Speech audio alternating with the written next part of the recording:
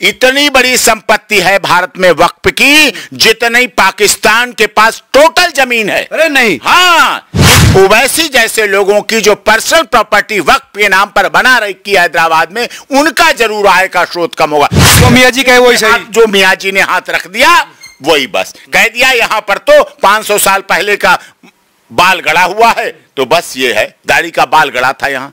प्रियंका गांधी वाड्रा को पता है, वाड्रा को बहुत अच्छा बिल है, बहुत सही है, सबके साथ। इसी प्रियंका को कैसे पता है? अरे वो विदेश में थी, वो एंजॉय कर रही थी। जब खुशी मिलती है किसी को तो एंजॉय करने विदेश गई है। विदेश में, अरे कमाल है। वक्फ की प्रॉपर्टी में ना कोई आपको IIT कॉलेज मिलेगा, ना एम्स मिलेगा, ना कोई अस्पताल मिलेगा, ना कोई कॉलेज मिलेगा, ना कोई यूनिवर्सिटी मिलेगी, ना कोई पार्क मिलेगी। लिमिटेशन एक्ट है। जो लिमिटेशन है, वो लिमिटेशन वाली जो सेक्शन है, उससे आम जन का फायदा होगा।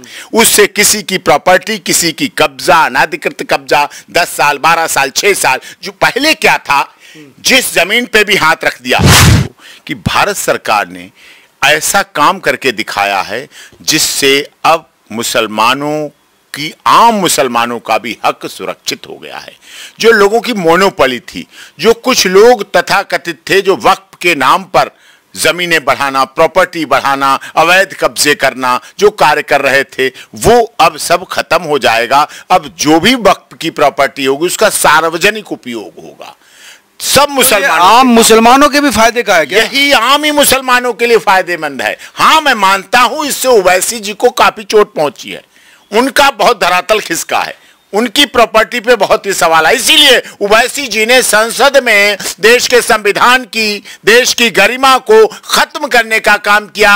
उस संविधान को जिसे डॉक्टर भीमराव अंबेडकर जी, बाबा साहब, जिस संविधान निर्मात्री सभा के सदस्य थे, उन्होंने जो संविधान बना के दिया, उस संविधान में भी आर्टिकल का उल्लंघन करते हुए बिल को फाड़ने का काम किया। यह अपमान था इस देश के करोड़ों लोगों का, यह अपमान था हिंदू मुस्लिम सिख ईसाई जैन पारसी का, यह अपमान था भारत के संविधान का, यह अपमान था संसद का, यह अपमान था देश की महामहिम राष्ट्रपति का, यह अपमान था सभी सांसदों और लोकसभा अध्यक्ष ओम बिरला जी का और प्रधानमंत्री जी का अपमान था। खुले में अपमान हुआ है। वो तो ये कह रहे इससे मुसलमानों के हकों पर डाका डाला जा रहा है, मुसलमानों की जमीन छीन ली जाएगी।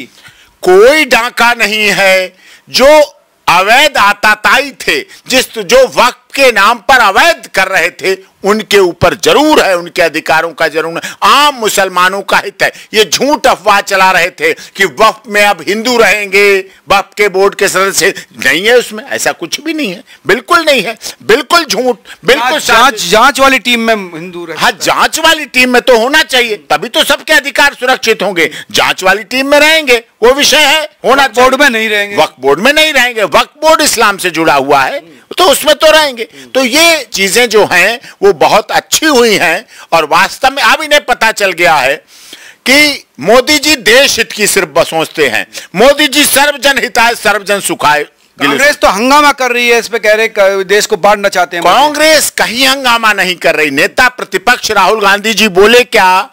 नहीं, इस मुद्दे पे तो नहीं। कांग्रेस की बहुत बड़ी तेज सर्रार नेता, इंदिरा गांधी जी की विरासत को संभालने वाली और लगती भी वैसी हैं, आदरणीय प्रियंका गांधी जी, जो पहली बार सांसद बनी, वो कहां थी? उन्हें पता है बिल पास होगा, उन्हें पता है बिल अच्छा है। प्रियंका गांधी वाड्रा को पता है, वाड्रा को बहुत अच्छा बिल है, बहुत सही है, सबके साथ। इसी प्रियंका को कैसे पता है? अरे वो विदेश में थी, वो एंजॉय कर रही थी। जब खुशी मिलती है किसी को तो एंजॉय करने विदेश गई है। विदेश में, अरे कमाल है। खुशी करने लोग नहीं जाते, बाहर जाते खुश होने कि भारत में बहुत अच्छा काम हो रहा है, वक्त पे अमेंडमेंट बिल पास हो रहा है, तो खुशी वहां मनाने गई। कहां गई वो? वायनाड में थी क्या?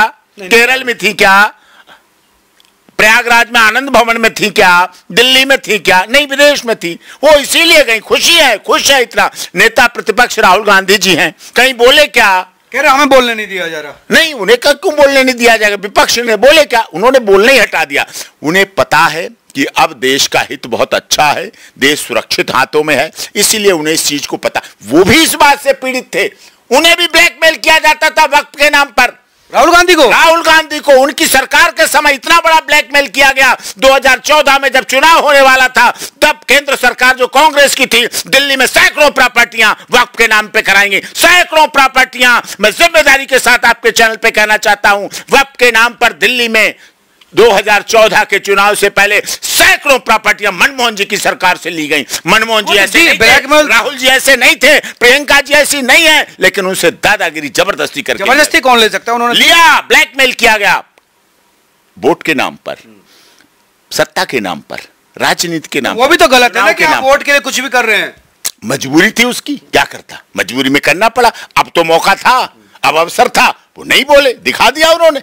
इसी में भविष्य है देश का। तो इससे आफ्टर ऑल इफेक्ट क्या है? ये लोग क्या करते थे, राहुल जी को भी गुमराह कर, इन लोगों ने 370-35 पे हंगामा करवाने का सोचा, लेकिन राहुल जी ने देखा कि अरे वाह, मेरा जम्मू, मेरा कश्मीर, मेरे नाना का जो कश्मीरी पंडित कहे जाते थे, बेशक लोग कह रहे हैं पहले वो मुस्लिम थे और ऐसे थे, वो अलग विषय है, लेकिन उन्हें लगा अरे मेरा कश्मीर तो अब अच्छा हो गया है। अब तो वहां शिकारा, डल झील में शिकारा तिरंगा लहराता हुआ लहरा रहा है, कितना अच्छा हो गया देश, कितना बढ़िया हो गया। तो ये दिखा है उन्हें। इस बदलाव में महत्वपूर्ण बदलाव क्या है जिससे लगेगा कि हाँ वास्तव में वक्फ अमेंडमेंट बिल का इफेक्ट आम आदमी को मिल रहा है?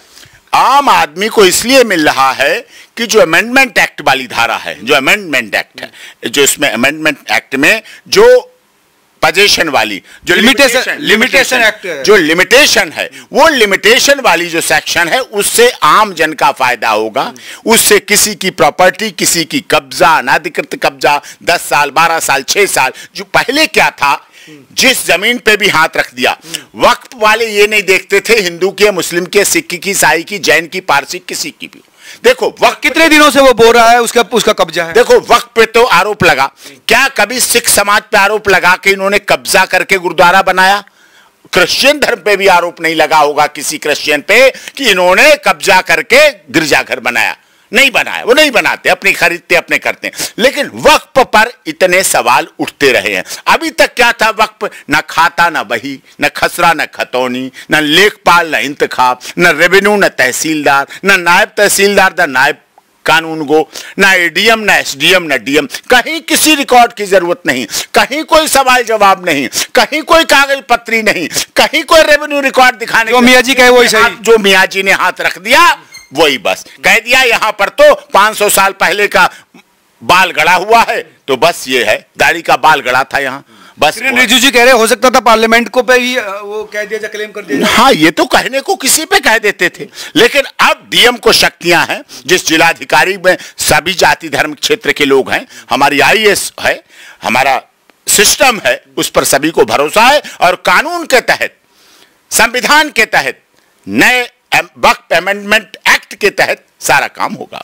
यानी 12 साल तक जिसकी संपत्ति है उसकी रहेगी, जो कब्जे पर है। ऐसा नहीं जैसे जनरली जो ये एक्ट है कि अगर 12 साल तक किसी ने किसी पर क्लेम नहीं किया तो दोबारा 12 साल के बाद नहीं क्लेम कर सकता। हाँ, अब ऐसा नहीं होगा, नहीं हो सकता, बिल्कुल यही लिमिटेशन इसमें क्लॉज है, जो जिससे कि सभी का फायदा है।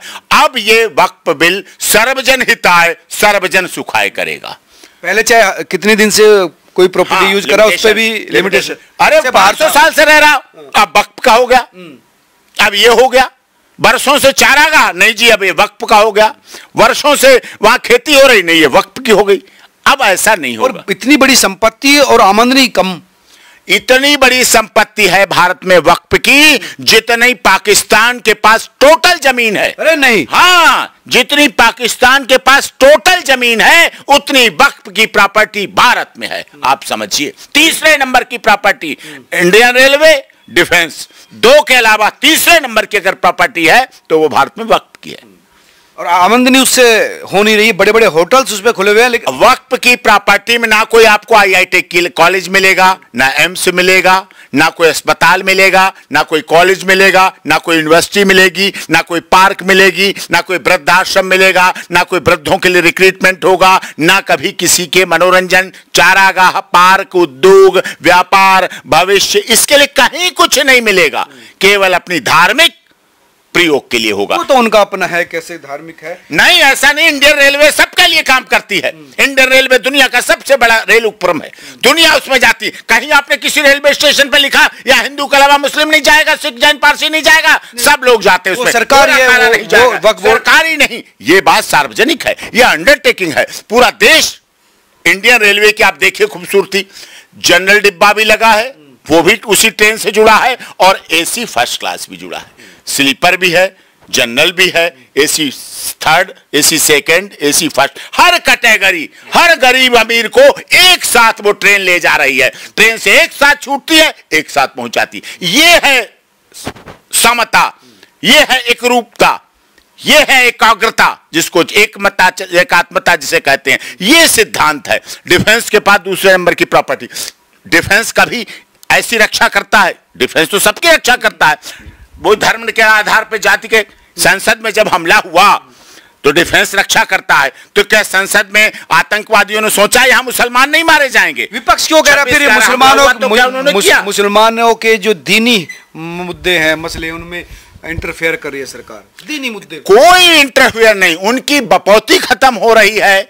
ओवैसी जैसे लोगों की जो पर्सनल प्रॉपर्टी वक्फ के नाम पर बना रखी है हैदराबाद में, उनका जरूर आय का स्रोत कम होगा। सिर्फ उन जैसे लोग जो राजनीति कर रहे हैं वक्फ के नाम पर, जो राजनीति कर रहे हैं धर्म के नाम पर, जो राजनीति कर रहे हैं इस्लाम के नाम पर, उनका होगा। और जो डॉक्टर APJ कलाम जैसे मुसलमान हैं, जो शहीद अशफाक उल्लाह जैसे मुसलमान हैं, जो रजिया सुल्ताना जैसी हैं, या जो अब्दुल हमीद जैसे हैं, उनका जो मोहम्मद रफी जैसे हैं, उन मुसलमानों का इस देश में आदर भी था, आदर भी है, और पूरे जीवन भर आदर होता रहेगा।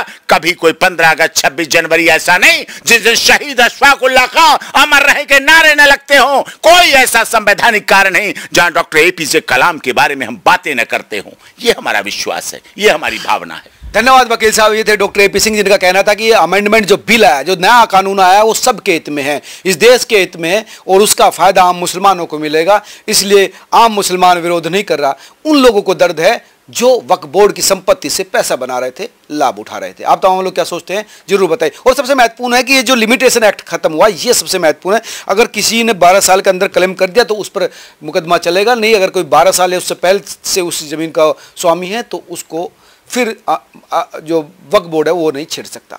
आप तमाम लोग क्या सोचते हैं जरूर कमेंट कर बताएं। नमस्कार।